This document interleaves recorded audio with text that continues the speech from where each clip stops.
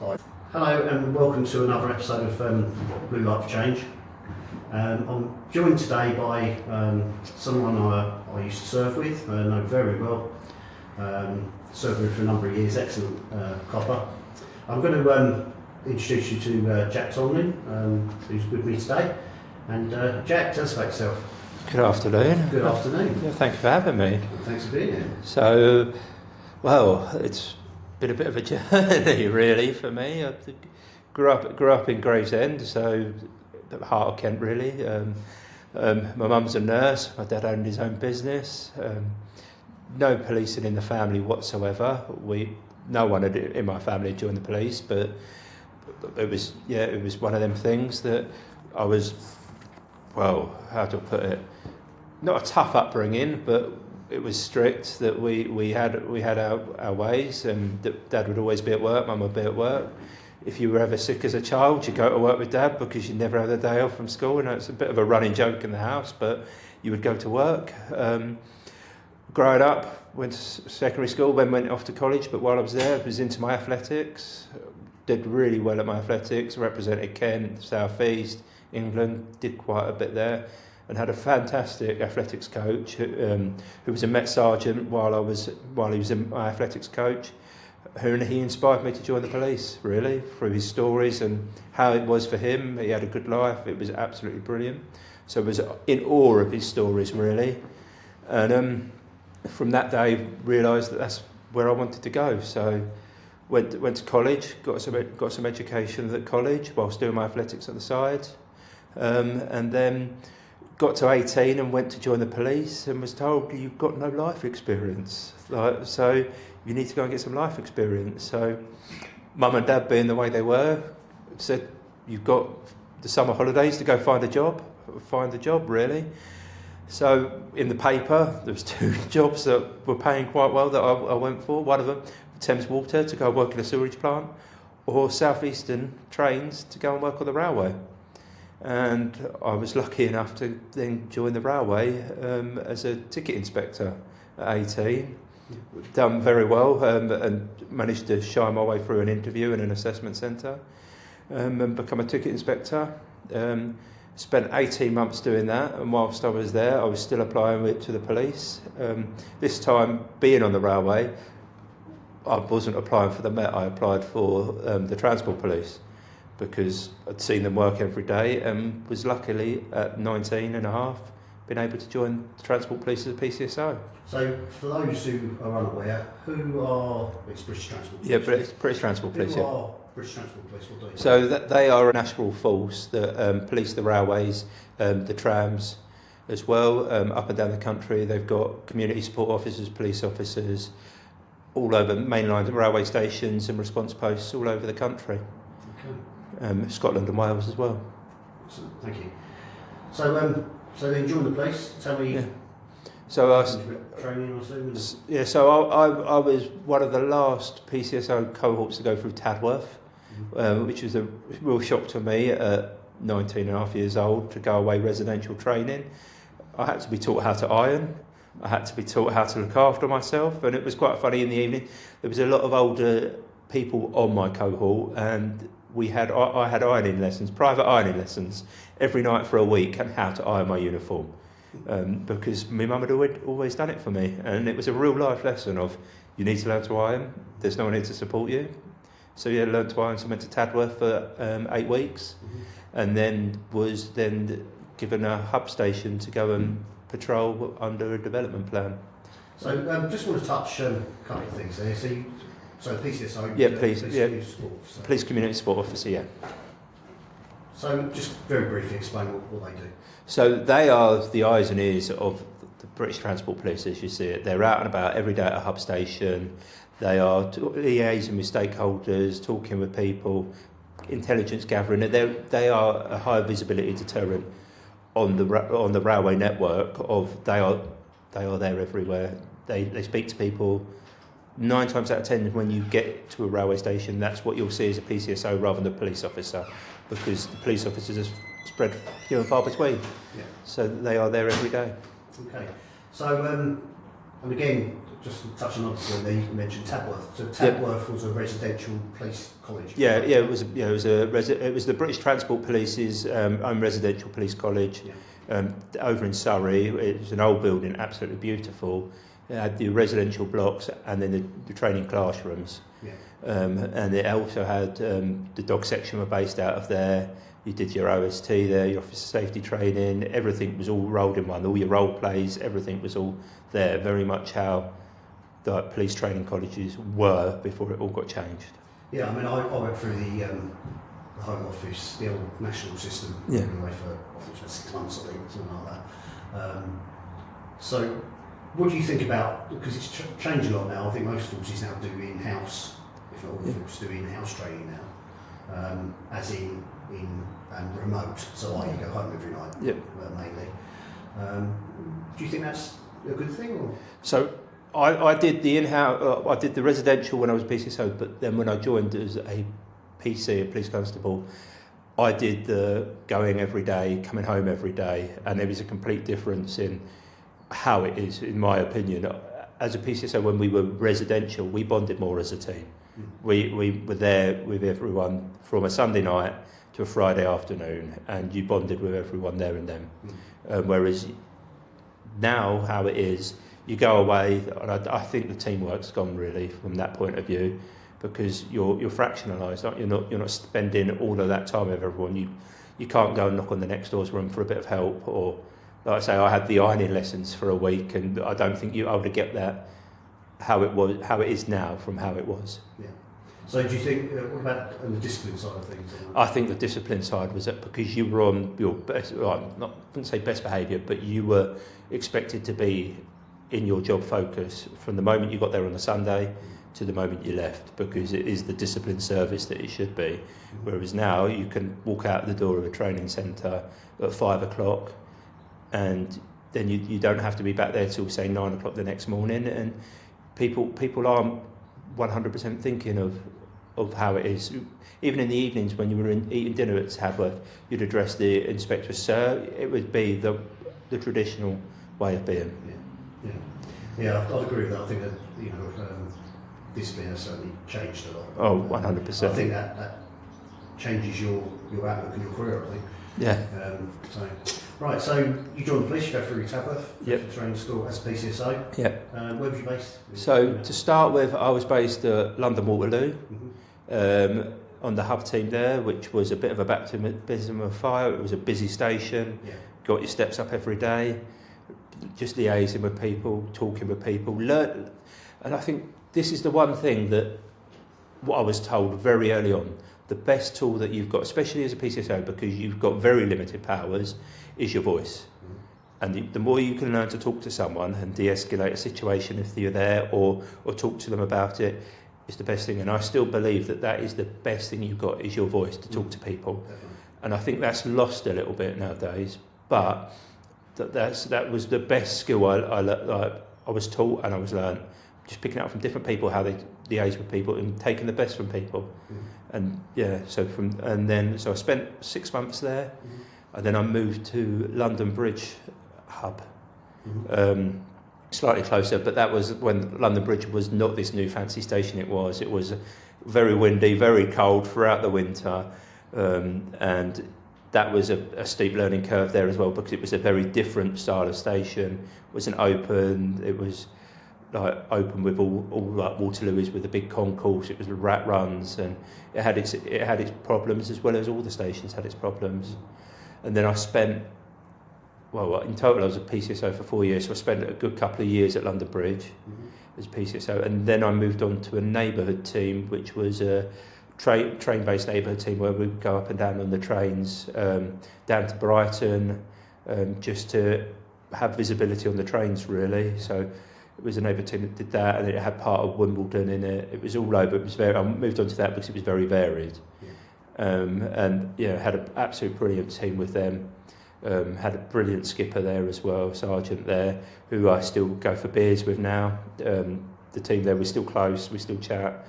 And so that was an absolute brilliant grounding for different style of policing, and talking with people and just getting out there and not being afraid to go and strike a conversation with someone. like I say that, but I think at that young age, going to be able to approach a 50, 60-year-old person, male, female, whoever, like just to be able to go and just initiate conversation, it taught me a lot. Yeah. And it made me, I wouldn't say I was sheltered from news, but it made me read news and understand what was going on in the world, so you could have a varied conversation with people and understand what they were on about. So, yeah. So, then what's your transition from PCSO to police officer, and why did you want to be a police officer? So, like I say, it came down to my athletics coach who inspired me to be a police officer, and the more I worked at it, like being a PCSO, the more I wanted to be a police officer. And so it took me 4 years of being a PCSO, constant applying, going through processes, and I decided I wanted to stay with the British Transport Police because I liked how it was. You could move about. It was national. There was a lot of variation there. And so eventually I was successful so it was an application form and then interview and face-to-face fitness test as well, all in one weekend to go through it. It wasn't a search assessment like most of the Home Office forces use. It was their own in-house recruitment process, which is slightly different to a search assessment. But yeah, it was, so I went through that and found out I was successful, which with the amount of knockbacks I'd had was quite a shock, and yeah, it was quite a surreal moment, really. Yeah. So you become a police officer? Yep. And where was your training? How long? So January so I joined there January 2013 as a police officer, and I was quite fortunate because there was a new policing post opening up at Maidstone, and they offered me an earlier chance to join them as a police officer if I took that policing post. So I duly accepted. I didn't live far from there, so I duly accepted. And then I started in January 2013 at British Transport Police Training Centre at Springhouse in London. Really? So how long was training for that? So that was 6 months of training there. Like I touched on it earlier, it wasn't residential. It was you go home every day. There was 60 recruits split across 2 classes, and it was every day into Springhouse, commute up there, do your training, you come home. We had recruits from all over the country, so we had people from like Manchester, the Midlands, all apart from Scotland. Everyone come from everywhere across the country down to Springhouse. Some of them who lived further away would stay at like residence that they had, but yeah, it was 6 months of basically learning the Theft Act, burglary, like your violent offences, giving you a basic grounding. Every week you would do your first aid training, your OST, your officer safety training, and you would be tested constantly throughout it as well. So you have your weekly knowledge checks, and then your halfway point check, and then your final exam as well. You would still be expected to parade every week as well, so you'd have to bull your boots, you'd have to look your best, make sure there's no fluff on you, you would still be being paraded, so that was still, the standards were being upheld, but it wasn't the same as being a residential. No, I remember them times well, them times you're talking about, and knowing quite a lot of the training staff up there. A fair few of them have been training for a long time, and moved up from Tapworth, haven't they? Yeah. So the standards obviously went with them, I guess. Yeah, I was very fortunate that I had a civilian trainer who, best way to, I can be a bit out there and a bit loud and a bit boisterous at times, and I think that's a bit. I'm a bit of a strong character, and he channeled me in the right direction, and he was very good at recognising what your strengths and weaknesses were.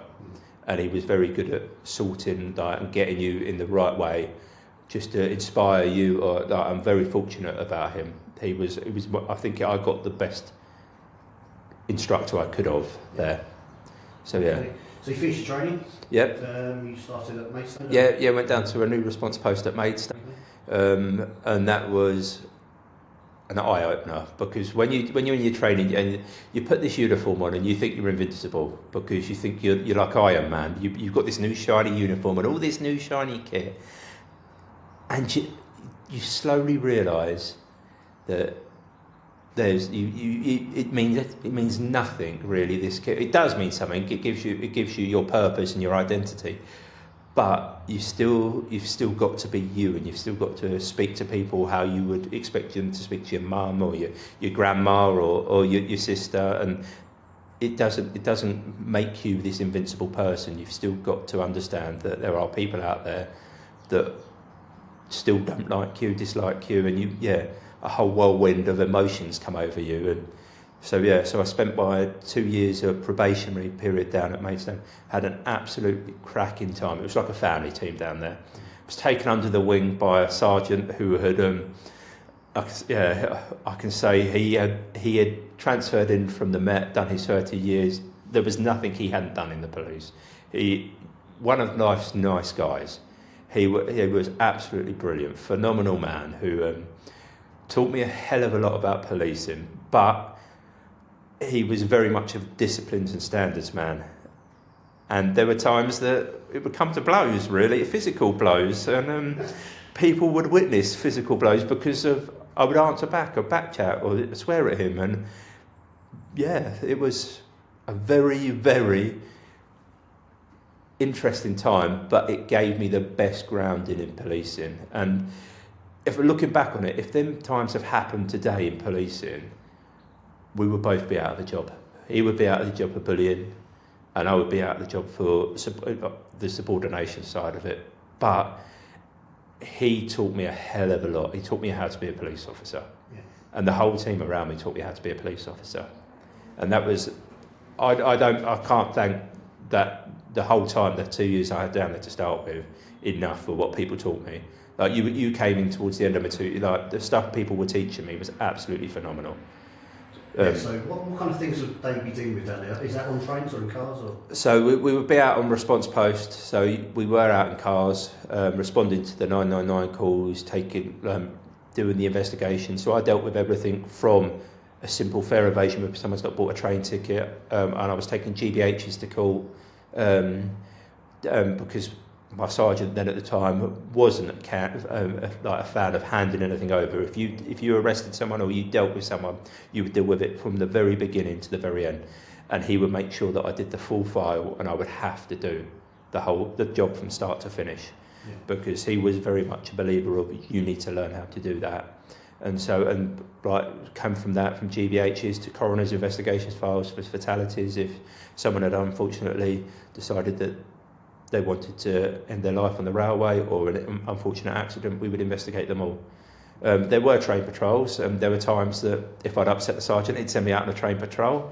But I was a very stubborn person, and I remember one time, emphatically really, that he'd sent me out after I'd upset him on a train patrol on the Medway Valley line, which was a notorious line for fare evasion and just general misuse. And by the time I'd got to the end destination, I had to ring him up for more handcuffs because I'd arrested 4 people on that one train, and just to prove a point and just to bring him out of the office and say, don't send me on the trains because I didn't like it. But I knew it was all part of my job. And how long did you spend at Maidstone? I spent just over 2 years at Maidstone. Whilst I was there, I managed to rack up a few complaints on an incident which made the local newspaper due to sensitive issues around the school, should I say. But I spent 2 years there, and I was fortunate enough, where I was an outer line, I managed to get a lot of courses very quickly after my probation. So I managed to get my driving, my blue lights and sirens driving, which was very unheard of, so short out of your probationary period to get that. And I managed to get my taser ticket while I was there, and my level 2 public order ticket. So for those who are listening, what's public order?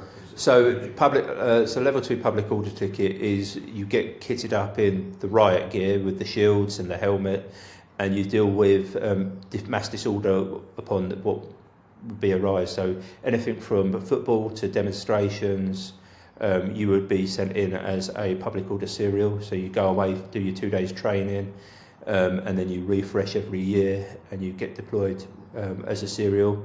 So you get 6 officers and a sergeant and a driver on a big carrier, and you would be deployed to an incident, really. Okay, and where would they be? That local? Or? So that was mainly based in London. Like you would be doing the football, or say New Year's Eve, they'd have the public order officers out for that, or demonstrations. You would go out and you would go and do that really, and you'd take the lead from a strategic commander like a gold or silver commander, and you'd be their officers to be deployed wherever you wanted. So okay, so you got your course, you've done your just over 2 years. Yeah. So what was your next move after that? So then, whilst I was at Maidstone, an opening for the dog section come up, and I was interested in dogs. Dogs and motorbikes were my life. That's what I loved. There was no chance of getting the motorbikes in the British Transport Police because they'd just started to cut the numbers down. So I applied for dogs and went for the interview, passed the paper sift, went for the interview, and I didn't get it. Unfortunately, I didn't get it because I was looking back now, I was probably very young in service. Coming up maximum 2.5 years of service. I'm not a lot of police in service, but the feedback they gave me was invaluable. They told me to go and get some more experience in confrontational situations, go and deal with conflict more, like, so you've got a better understanding. And so I took that away and brushed myself down, and I applied for the operational support unit of the British Transport Police. Okay, so what's the operational support unit? So operational support unit was a unit within the British Transport Police that was there to deal with mass disorder, like public order situations, football fans. They also done CBRN, chemical, biological, radioactive and nuclear like call-outs, so you'd be in your gas-tight suit. You'd do the search, so you'd go into properties and do searches or like area searches. You'd also be doing like major arrests for people, like, so you'd be doing house raids, method of entry, protester removal. It was the jack of all trades, master of none sort of unit that I would say, I wouldn't want to class us all as misfits, but we all come together for a common purpose of being there, a mass amount of officers for whatever the British Transport Police needed us to do, whether it would be taking football fans up and down the country, or whether it would be just high visibility patrols in crime hotspot areas. Wherever they were needed, we would be sent. So I was fortunate enough to manage to get a job up onto that. Originally based at Waterloo, back where it started as a PCSO, and then we moved to another. Every London operational support unit come together into one building, and yeah, so from there started building up my status, doing lots of different things there, lots of rapid entries, method of entry staff, doing lots of foot patrols around stations, hotspots, crime stats driven, where we'd go and patrol, taking football fans up and down the country. You saw the country left, right and centre there. Whilst I was on there, I was asked whether I wanted to do my carrier driving ticket because they're big carriers. So I went away and did my C1 D1 licence and become a team carrier driver. So I was less fortunate to get involved in a lot of stuff because I'd end up driving 90% of the time. But it was a good skill to have. I'm one of these believers, if they were offering me a course, I'll go and do the course, because there's no point in not skilling yourself up. You might as well skill yourself to as much potential, really. Whilst I was on there, the Sandyland tram crash would come in early to do an early morning arrest inquiries, and that came out, so we went down to that. So took officers down to that. Ended up going to the hospital and just having officers at the hospital. So that was an eye-opening thing. And then Manchester Arena, ended up going up to Manchester Arena and searching that after the event, not on the night or anything like that. It was when they were doing the searches ready to open, so going through and taking people up there to do that. Just general other searches of organised crime groups' addresses, did all of that. And then was offered the opportunity to do protest removal, which is cutting demonstrators and removing demonstrators from protests, non-violent protests, which is really good. From there, I think I would like to say I showed a bit of promise in it and was offered to start teaching people. So I went up to Manchester with others to teach people, live like a builder for about 2 weeks in a railway arch, teaching people how to use power tools, just like agents to remove people with super glue, that sort of stuff. Absolutely phenomenal. And part of that, I managed to get a city in guilds in from Makita, the power tool brand, on maintenance of power tools and like teaching people how to use power tools, so managed to get more qualifications that way. I'm just going to touch on that. It's a very strange thing in the police, probably very unusual for a lot of other organisations that I've been in before and since. Although you might be qualified in something, you don't have what would be an equivalent of a civilian qualification. No. Whether that be sort of MBQ or No. skills or Yeah. whatever it may be. But you got one from Makita, who's a toolmaker, right? Yeah. So an outside organisation has qualified you in something Yeah. that the internal organisation doesn't qualify you. Yeah. And that's always, for me, been a bit strange. And I must say, I mean, I came from an army background, and Yeah. even in the 90s, you know, they were giving out MVQs and Yeah. skills for an equivalent of what you Yeah. did. What do you think about that? So since, well, it's no stranger, everyone know, I have left the police, and since I've left the police, I've realised that in the police you work hard and you're promised, you're given training and courses for working hard, but I've realised that they don't actually mean anything on civilian street. And you're promised and you're given these courses for your good work and your hard work, but you don't get any external qualification, which I don't agree with, because you're working hard and you're putting the effort in. And if you do decide to leave, you leave with nothing. You have to start with a blank slate again. Yeah, I mean, if you go back on to, say, search, because you did terrorism search and etc. I did mine when I was in the military, which was alongside police officers. Yeah. I get sick. And guilds that I was just in Bedford, obviously. But there is not an equivalent one in the... No, there isn't. civilian police. That's the thing. It's even like your internal first aid courses in the police. They're not regulated by... They're a police regulated by the College of Policing, but externally they don't mean anything.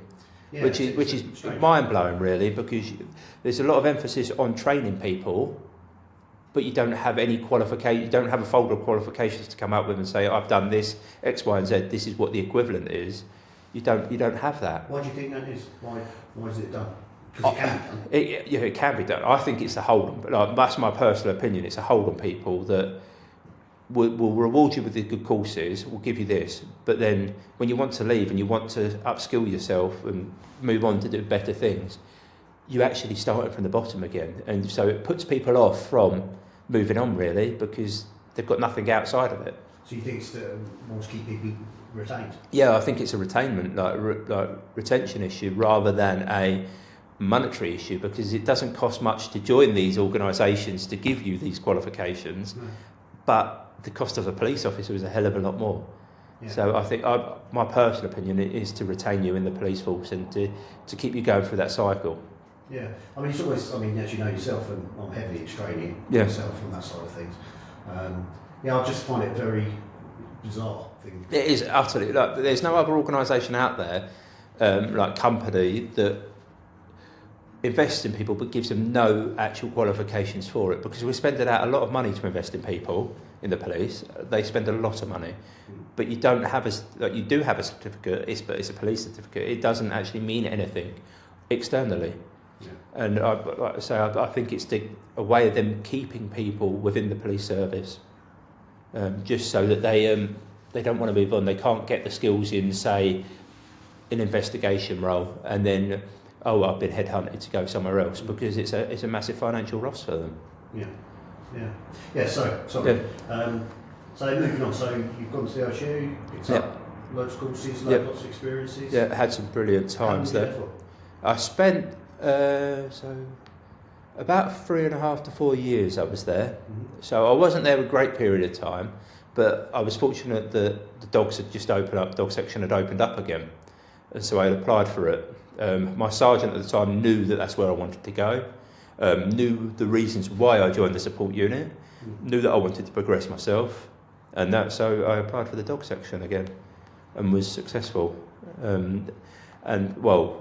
So successful I had to go for an interview, a paper sift interview, and then a 2-week dog suitability course, which, looking back on it, is probably one of the hardest things that I did in the police.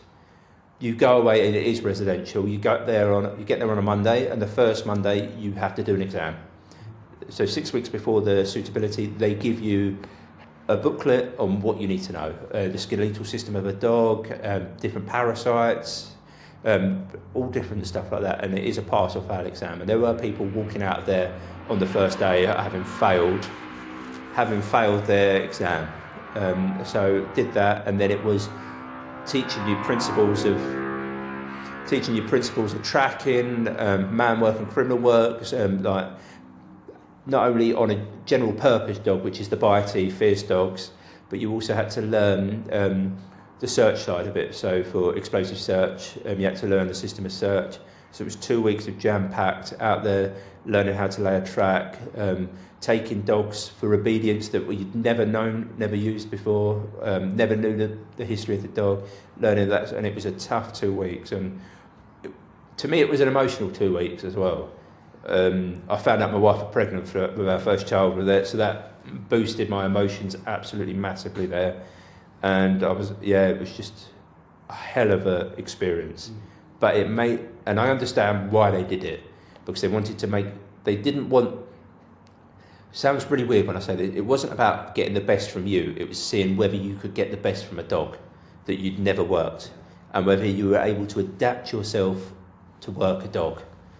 And was very fortunate to pass that, and was offered a job as a general purpose police dog handler. So what does GP? Yeah, GP handler. So they are there. They are there to track and detain suspects, search for suspects, like look for items of property that's been discarded, disorder, such as violent disorder, football disorder, a general purpose deterrent. They're at the multi-purpose of policing dogs. They've got lots of skills, very unique skills that they do, and then you can have bolt-ons from there, such as like a firearms support dog. There are forces that do lots of different things with them, like search-wise. So yeah. Cool. So you eat your dog? Yeah. So So you go to your training first, I guess. Yeah. So you turned up to Keston, the fine establishment that is Keston. So Keston is a Metropolitan Police dog training school that the British Transport Police use as well. Absolutely brilliant, first class facilities there. Turn up the first week, and I was with 3 others, one more from London and 2 from up north of the country, one Manchester, one Birmingham.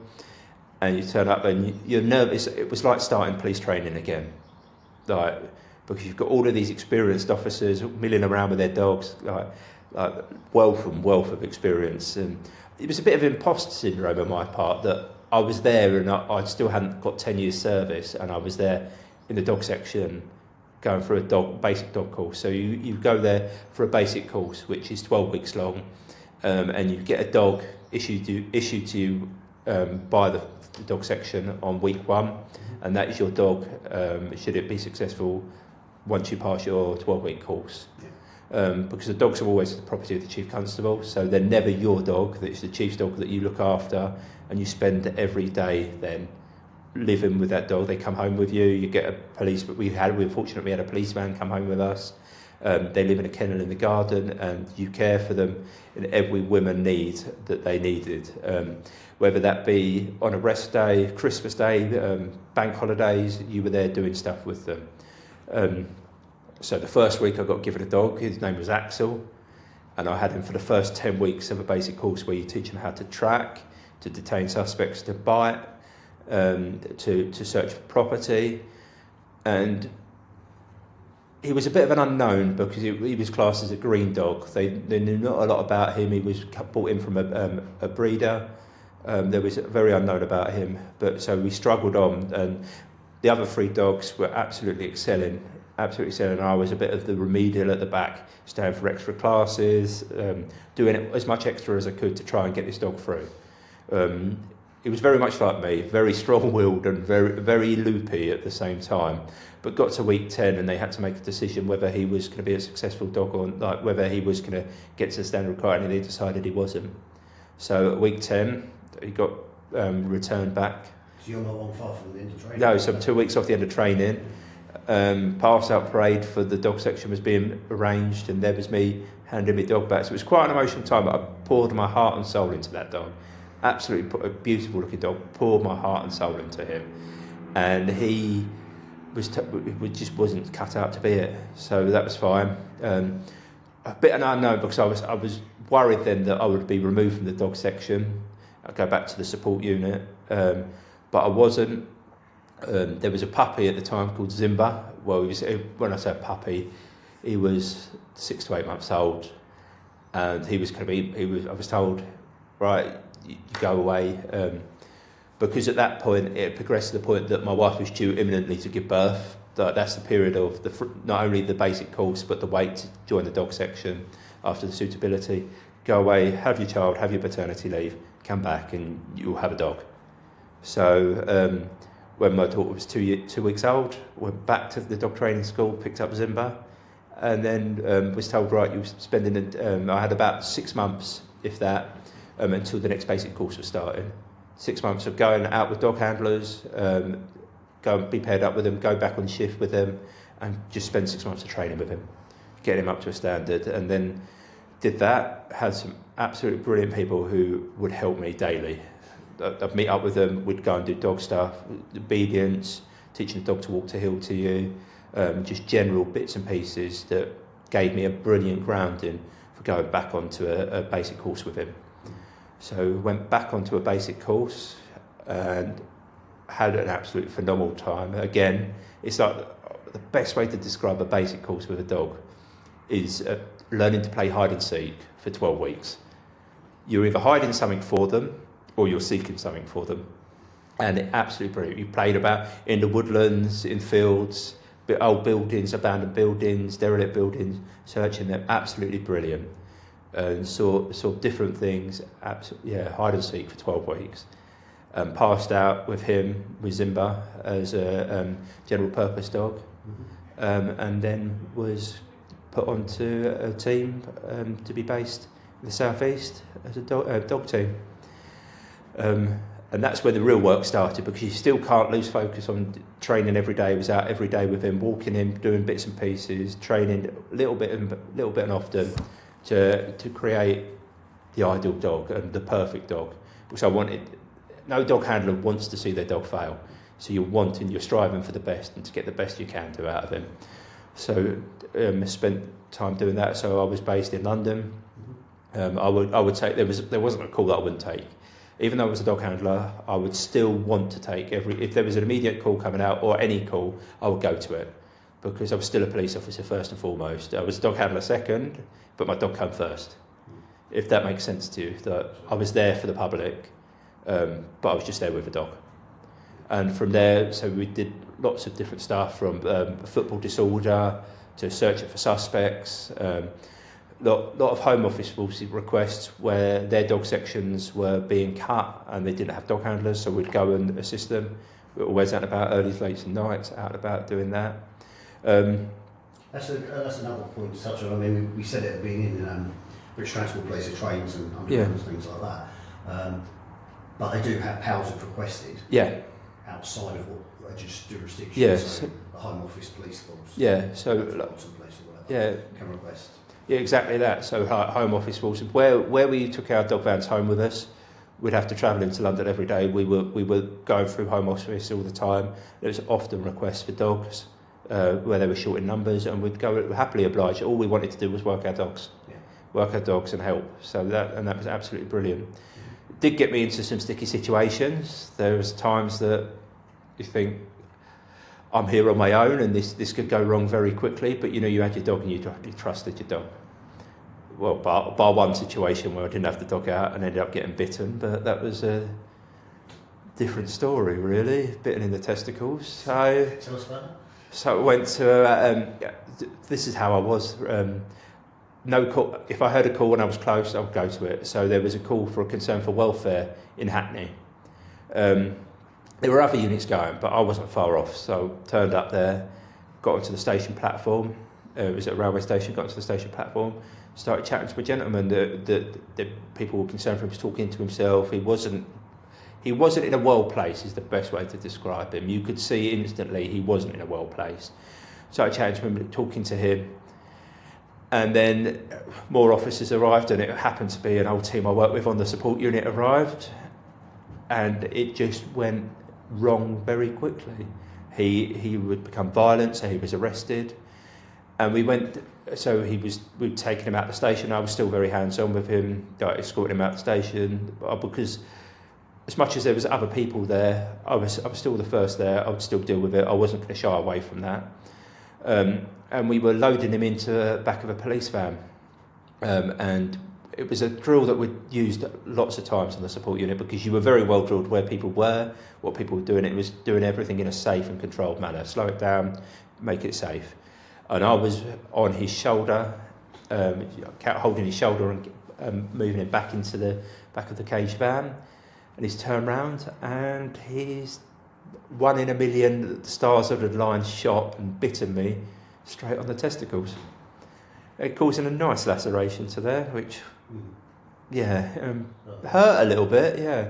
I think my pride was hurt a bit more having to get 2 paramedics to check me out, and pull my pants down in front of them and them having a look at it, and then being sent to hospital where the doctors found it absolutely hilarious this had happened, and every trainee doctor within that hospital wanted to come and see this injury, because it was such an unusual injury. But 3 stitches on my testicles later and I'm walking back out. Okay. Yeah. And that's the thing, I mean, assaulting police officers is fairly common, isn't it? How many times do you think you've been assaulted over the years? I couldn't tell you. But this is the worst part about being a police officer, because you accept it as part of your job. There is no other job in the world that you'd accept being assaulted. You wouldn't accept it. If you worked at a supermarket, or if you worked in a school, or you worked in a hospital, you don't accept being assaulted at work, because you don't go to work to be assaulted. But here, we accept being assaulted as part of your job, really. It goes with the role territory, and it shouldn't do. It shouldn't be the norm that you get assaulted.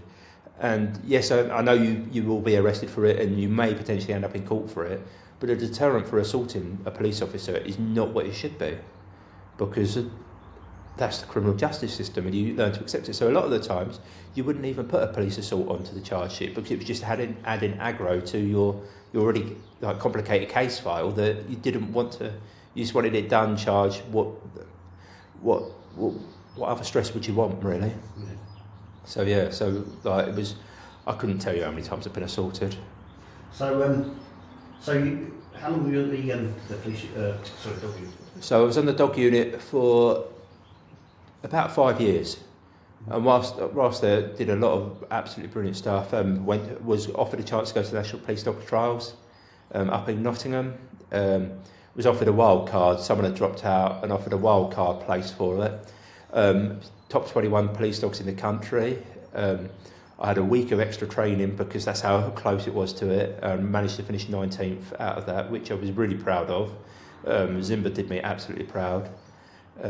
Whilst I was on the dog section as well, I did another suitability to become a firearms support dog handler, working with a firearms team in their capabilities, and was successful at that. So did a 4-week course to upskill him to be a firearms support dog, which there weren't many of them about within BTP in London, and so it was quite an honour to be able to do that, really. Also, the dog section was an absolute brilliant place for learning, because as much as you were busy, you had a bit of downtime to develop yourself as well, because you would develop the dog. And so while I was there, I also took my sergeant's exam and passed my sergeant's exam, because I wanted to, I had a young family, and as everyone wants to do, you want to provide more for them. Sure. And so that's what I wanted to do. And so did that. And I think that's when my disappointment in the police started, really. Okay.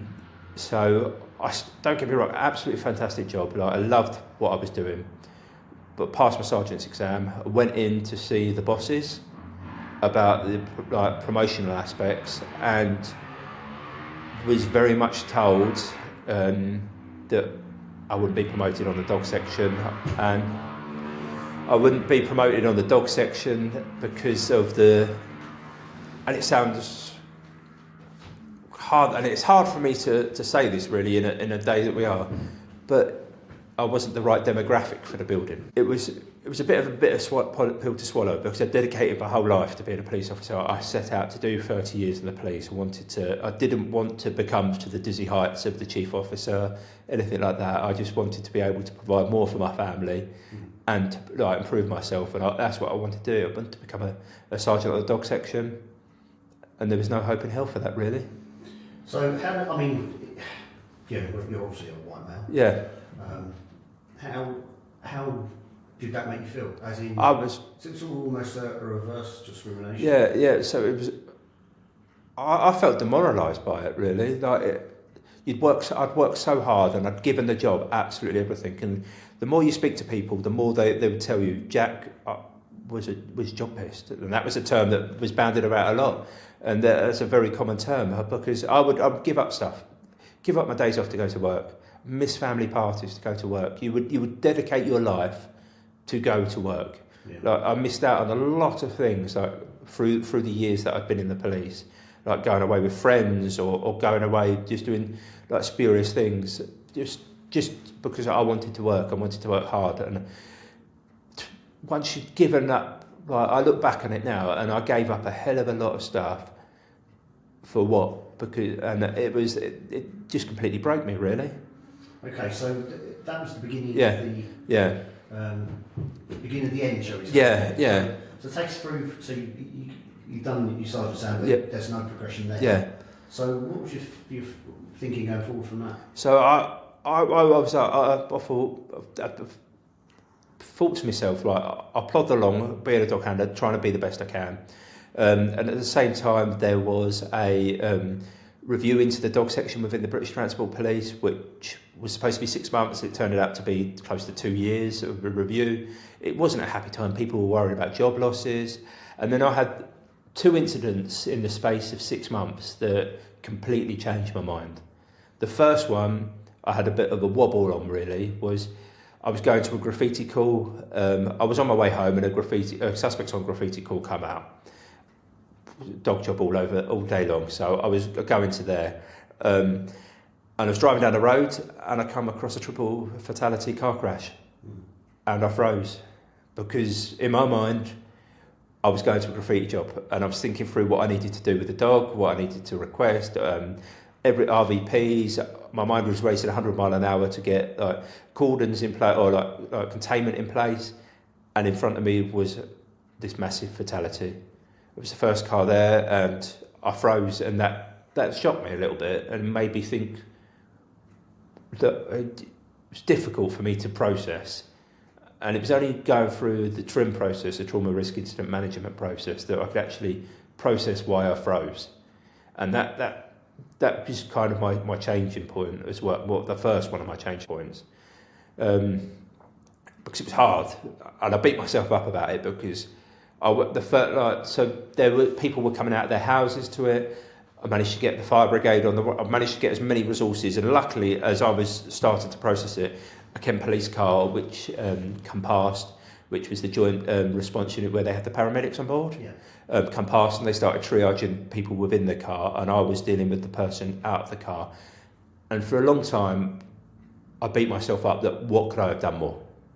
What could I have done more there to save that person? And there wasn't anything more that I could have done. But to myself, I thought, if I hadn't have frozen, could I have saved that person? And that ate me up inside, really. Because it's not uncommon for British Transport Police to go to fatalities. No, I've done lots of fatalities. So is that because you didn't have the time to process? Because normally, as you go to a fatality on the railway, for instance, you know what you're going to, right? Yeah. So I'd investigated lots of fatalities throughout my time on response team, and like going on the support unit, dealt with fatalities constantly. Dog section, I've been to fatalities, and fatalities have never been something to freeze me. Like just dealing with fatalities on the railway. What would you typically do there? So you would turn up, you would make sure that the environment was safe. And you'd start an investigation from logging the scene, from the videos and like photo capture, to recovering the body of the deceased. So that's physically kitting up, going onto a or them sort of areas? Physically picking them up, put them into the body bag, being as respectful as you can. And the one thing from very early on in fatalities was I would treat them like they were my parents, or like my grandma or my sister or my wife, because that person has had that person's had a bad day in my mind, but the family's about to have a lot worse. Yeah. When you go knocking on the door and giving a sympathy message. Mm-hmm. And I would pride myself in being as respectful and professional as possible, even down to going and changing before, like going changing out your uniform and putting a fresh uniform on. And so you would have to put that before you go and give a sympathy message. And I've had some really strange ones where people bake cakes where you're giving sympathy messages because they couldn't process it, and you were there for the family. But you were prepared for what you're going for. The control room would send you to a fatality. You were in your mind going to prepare for that, and your brain could process it. And I think on this one, my brain couldn't process it because I hadn't prepared for it. How did you find? I mean, not just that Yeah. particular incident, but dealing with fake hands Yeah. and in other incidents because you had Yeah. all sorts of Yeah. different things. How was your support post incident? Awful, really. Like your team that you work with would support you. Like your colleagues would know. Like you'd have a chat. You'd go and have a coffee, or if you were hungry, you'd go and have something to eat. And it sounds really morbid that you'd go and have something to eat after dealing with that, but you'd go and decompress with each other, and you would have a chat. The force on itself, maybe a week later, you'd have an email, not even a personal email, an email saying that there was support about, but it wasn't. That was only later on in my service that you would get that. Like earlier on, there'd been next to no support whatsoever. Your sergeant would be the one monitoring you and give you a debrief as such, but many of the time that didn't happen, and there would be no support. It was you got on with the job. You dust yourself off, you get yourself cleaned up, and you go and deal with the next one. So now you've left the police. Does that come back to you? There are a few fatalities that stick in my mind. Like they do stick in my mind, but I think the last two things that I dealt with opened Pandora's box on it, because it makes you think a lot more. And I didn't want to go to work after them, like after some of the incidents, because it was hard, if that makes sense. I wasn't happy. I wasn't the happy-go-lucky person I was. Where you put it all in a box and you think, I'm a police officer, that I need to be stronger than this, that it shouldn't be affecting me. You don't want to lose face, do you? And I think that's a lot of stereotypical people, that they don't want to lose face. And it's okay not to be okay. And I think that's the thing that needs to be broken down with support. That it's okay not to feel right. It's okay that you're not feeling 100%. But the other worry inside of it is when you do go and see an in-force, say, counsellor or stuff like that, you fear that occupational health are now going to be looking at you and saying, can you do the job? And that was your livelihood. So it's a double-edged sword, really, in my mind, that people are now worrying that, I've said to them I don't feel right. They're gonna start looking at me, and I'm going to be in a whole world of pain here, that they're going to say I'm not fit to do the job. But it's not that you're not fit to do the job, it's that your body's not processing it, and you may need that support to process it. And I think it has evolved, the support that you get, in time, but I don't think it's evolved enough. Yeah. So you had this truthful fatality which you couldn't process. Yeah. Obviously changed you as a person. Yeah. Did it affect your own life? Yeah. So I would say that I wasn't the person that I was. I was unhappy, which then made me short-tempered at home, argumentative, and it wasn't. I don't think I was pleasant. My wife will never say that, but I wasn't the same. And then, shortly after that one, I went to a child who sadly passed away on the railway line as well. And having kids as well, like I got home that night and I just lay next to my daughter and gave her a cuddle. Yeah. It wasn't a good one, but yeah. But it takes time. Like you've got your body processes it, and I think they were the ones that they're the ones that beat you up, really, aren't they? Yeah. And I think that opened Pandora's box for me a little bit. But I'd realised that something wasn't right, and I needed to do something about it. So I set a plan. I gave myself a year. to leave the police, find a job, because I was like, I need to, because without a home life and without home life balance, you've got to be happy at work and happy at home, haven't you? Sure. And if you're not happy at either one of them, like, you're just existing. So I didn't want my work to affect my home life, but I didn't want my home life to affect my work. So it's that crossover sort of side of it. And yeah, so I set myself a plan, and I was determined to do it, even if it meant becoming a taxi driver. I was determined to leave, really. And I think the last two incidents, well, especially the child one, there should have been more support offered. There should have been. There shouldn't have been, do you want to go and see a trim practitioner? It should have been, you are going to do this. There shouldn't have been a choice about it. Whereas many people, it is your choice to do it, but I don't think, for traumatic events, I don't think that it should be a choice that you need to go and speak to someone. You need to make sure you're all right, because we hide behind that mask still. Yeah, it's an interesting thing. I mean, for me personally, I think them sort of incidents that should be, you are going to see a counsellor. Yeah. That's it. Yeah. It's not but very often you're doing that kind of thing, and then you're literally going back to work. There's not a day off. There's not even an hour off. No. Get back, do your statement, and I'll see you in the morning. Yeah. So after that one, got back late into the night, early hours of the morning. Fed the dog, walked the dog, booked some of the dogs. So I said goodnight to the little one. Went to bed. Got up early again. Got up in a few hours' time. Walked the dog. And then went back to work on a late shift. There was no break in it whatsoever. It was just straight back into it. Yeah, I think definitely should be more support around that sort of thing. I mean, if you'd have got proper support, like counselling or something, really, even some time off, to process it, do you think you'd still be there? I think it's a hard question, because I think where I reflected quite a lot on how everything had compounded, not be it the promotion stuff, the way that apologies, the way that the police force was starting to go as well. I decided that I don't think I'd still be there now. The police force has changed from the day that I joined to it is now, and I don't think the changes had been for the better, and I don't think that I would be there because I wasn't happy. Not that it was wrong in the changes. I think that the implementation of some of the changes wasn't right for the police service. Go through some of them for me. There was, so all the reviews, the budget cuts, the police has been cut and cut and cut, and they're trying to live, the best way I think of describing it is a champagne lifestyle on a lemonade budget. They're trying to provide everyone with everything, and not wanting to let people down, that they're stretching themselves so thin, and people are overworked and under-rewarded for what we do, or what we did.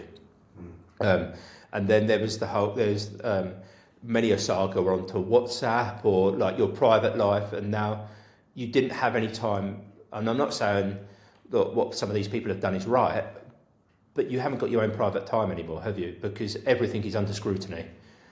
Your whole life is under scrutiny, that you cannot turn your back for 5 minutes from the police. Everything you do, even down to what you do in your private life, is scrutinised by the senior officers and the professional standards departments, and you're held accountable 24/7, 365 days a year.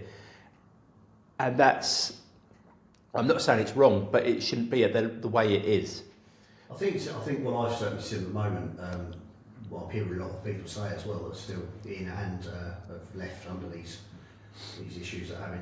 It's at the moment the police are, from their professional standards side of thing, investigating officers. They're 3 parts of the cherry now, and they're publicising everything. So if you, for example, if they can't get you criminally, they'll have misconduct, serious misconduct, so they can't manage to get that through. Then they'll wait till your vetting comes up again and fail on vetting. Yeah, and that's the thing.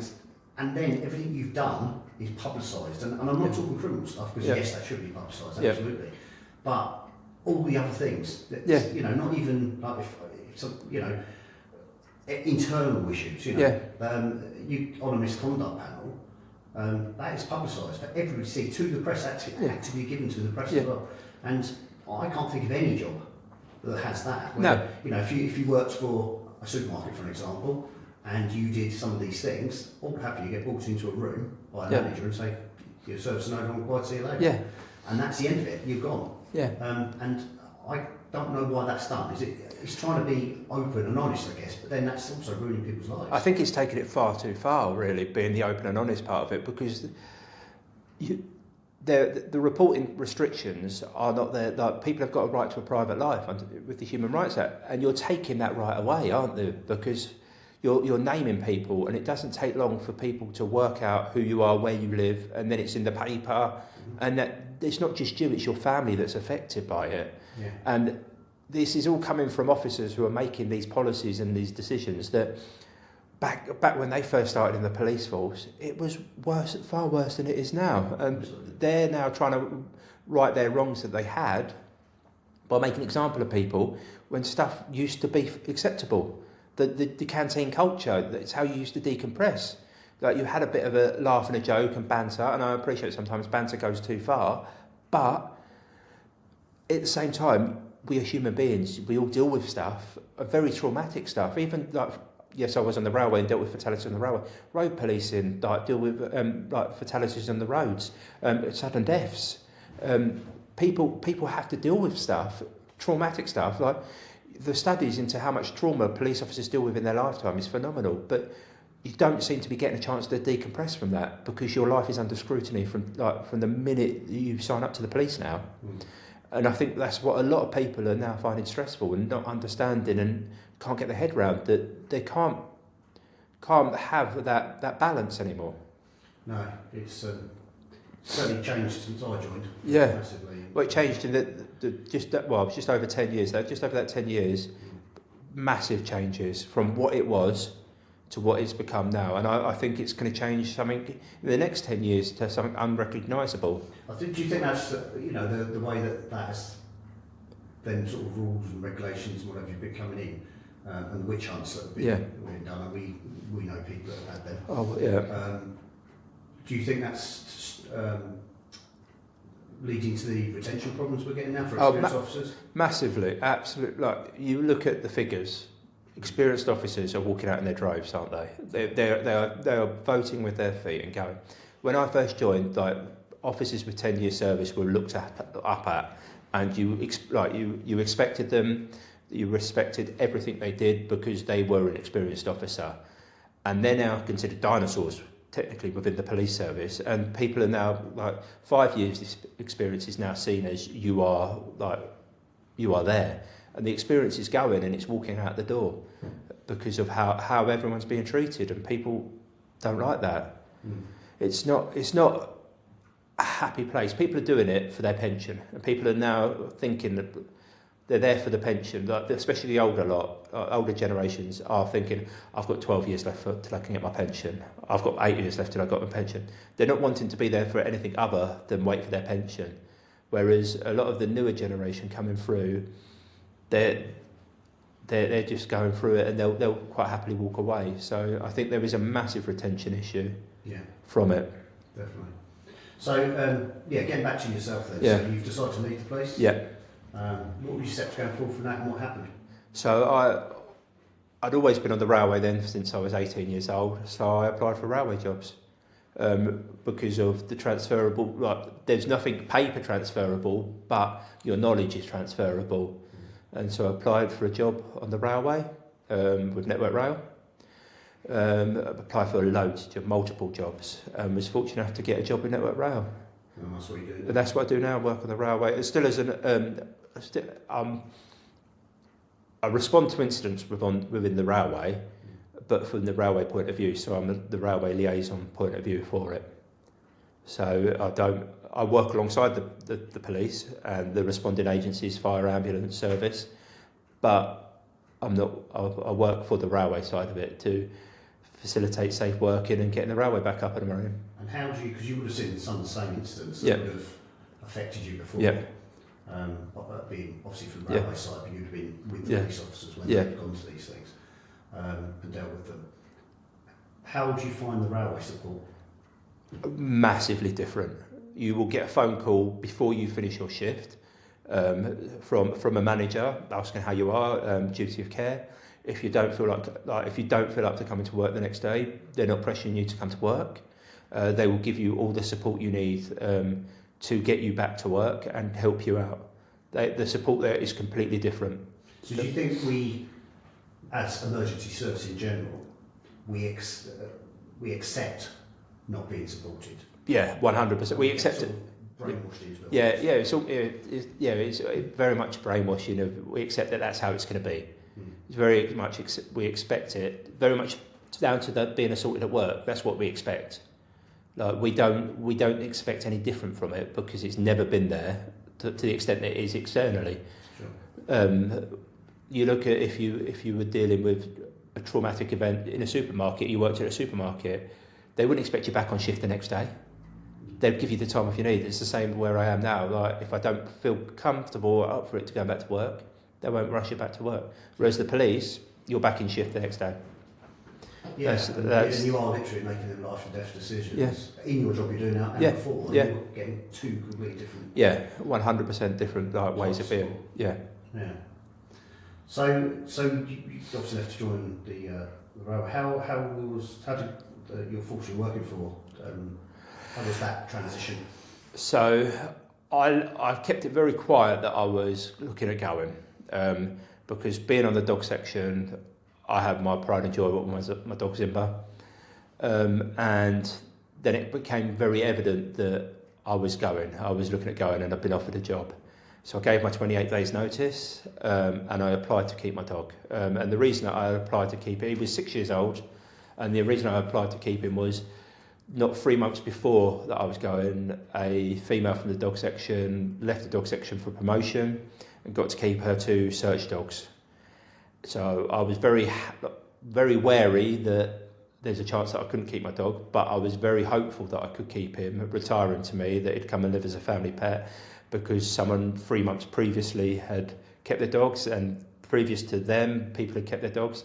So I'd applied to keep him and was told that I can't keep him because of operational needs and the false.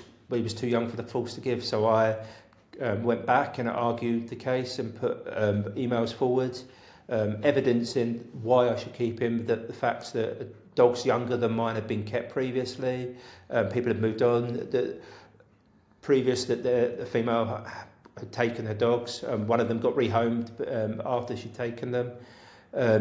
But to someone private, that I should be able to keep it, and it was an argument that I didn't win, and I pursued it and put a grievance in about unfairness because it wasn't fair.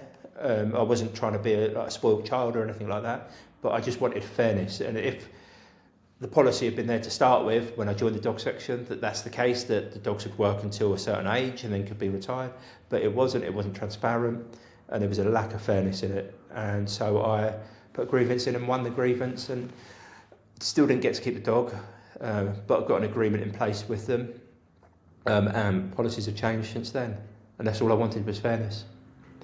Yeah. So and I realised in my last 6 weeks of being a police officer that I wasn't a name, I was a number. My pay was messed about with.